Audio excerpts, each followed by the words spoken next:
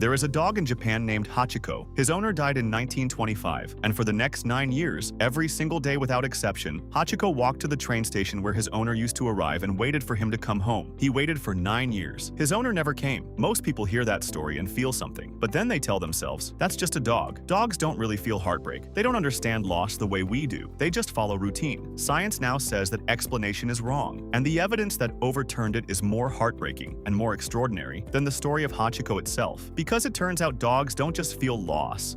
They feel it in a way that is frighteningly close to how we feel it. And the last thing we're going to cover in this video, the things scientists discovered that nobody expected, will completely change how you think about every moment your dog has ever spent waiting for you. 1. Their brain breaks down the same way ours does. For a long time, scientists resisted the idea that dogs could experience something as complex as grief. Grief requires memory. It requires the awareness that someone is gone. It requires the ability to feel an absence, not just react to a change in routine. That skepticism started crumbling when researchers began using brain imaging on dogs. What they found stopped them cold. The emotional centers of a dog's brain are structurally identical to ours. The same hormones that drive human emotion, oxytocin, cortisol, dopamine, serotonin, exist in dogs in the same quantities, triggered by the same kinds of experiences: love, fear, joy, attachment. Dogs don't just behave like they feel these things. Their brain chemistry confirms it. And when loss happens, when the person or animal they are bonded to disappears, those same chemical systems crash. Cortisol spikes, dopamine drops, serotonin falls. The neurological signature of a grieving dog and a grieving human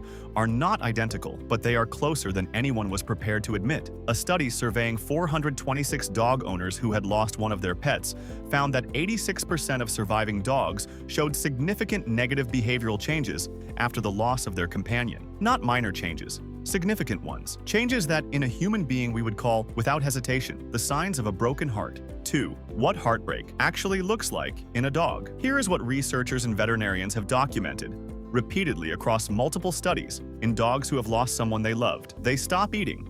Not just eat less, some refuse food entirely. In one major study, 36% of grieving dogs showed significant appetite loss, and 11% stopped eating altogether. An animal whose survival depends on eating, choosing not to eat because something inside them has gone quiet. They search. They walk through the house looking in the places that person or animal used to be. They check the bed. They check the door. They sniff the spots that still carry the scent of whoever is gone. They are not confused. They know something is missing. They are trying to find it. They change where they sleep. Some move to the spot where the person used to sleep. Some refuse to go near it at all. Either way, the absence has rearranged their entire relationship with the space they live in. They become clingy or they withdraw completely. Some dogs follow their remaining family members from room to room, unable to be alone. Others go quiet, retreating into themselves, losing interest in play and walks, in everything they used to love. And perhaps the most heartbreaking sign of all, nearly 63% of grieving dogs changed their vocal patterns. Some howled at night.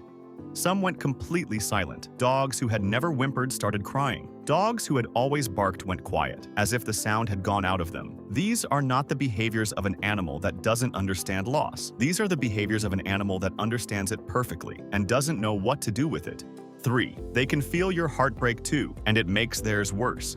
Here is something the research found that nobody expected. When a dog loses a companion, human or animal, one of the strongest predictors of how deeply they grieve is not how close they were to the one who died. It's how much their surviving owner is grieving. Dogs who lived with owners who were visibly devastated after a loss showed significantly more severe grief symptoms than dogs whose owners managed to stay more composed. The dog was absorbing the owner's pain, layering it on top of their own, and carrying both. Think about what that means. Your dog is not just grieving the one who is gone. They are grieving with you, for you, alongside you, simultaneously processing their own loss and responding to yours. They don't have the language to ask what's wrong. They don't have the capacity to understand what death means in the abstract, but they feel that something enormous has broken in their world.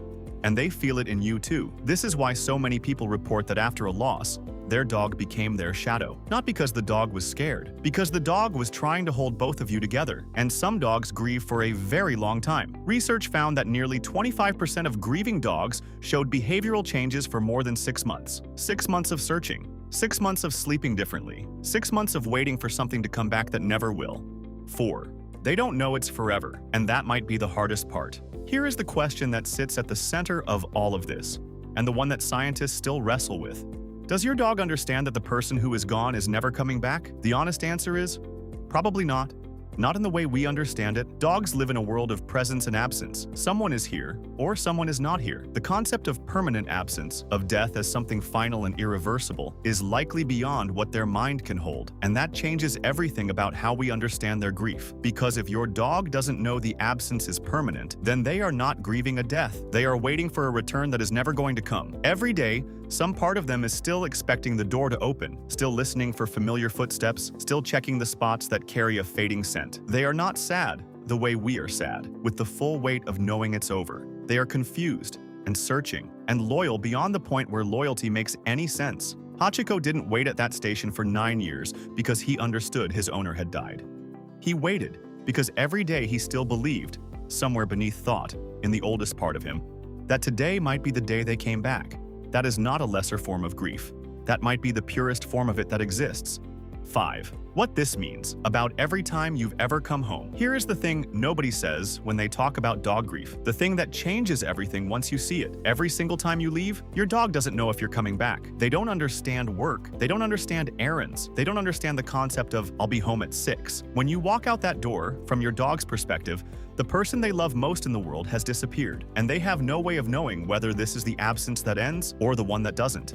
And yet they wait. Every time, without fail, without resentment. The research on dog grief didn't just tell us that dogs can have their hearts broken. It told us something much more important. It told us what it costs them to love us the way they do. Every attachment they form carries the full weight of potential loss. They feel it completely, with no defense against it, and no philosophical framework to make sense of it. They love us anyway, completely.